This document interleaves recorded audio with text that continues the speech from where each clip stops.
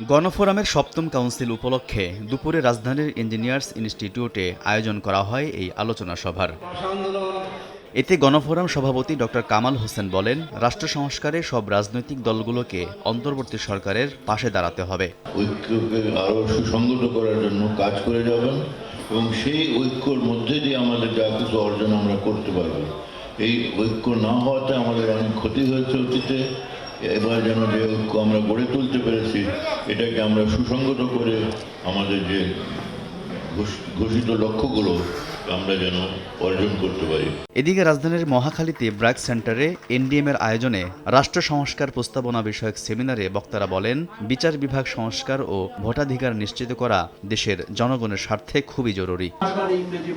অনুষ্ঠানে প্রধান উপদেষ্টার প্রেস সচিব বলেন, রাষ্ট্র মেরামত না করলে সরকারকে কাঠগড়ায় দাঁড় করাবে তরুণ প্রজন্ম।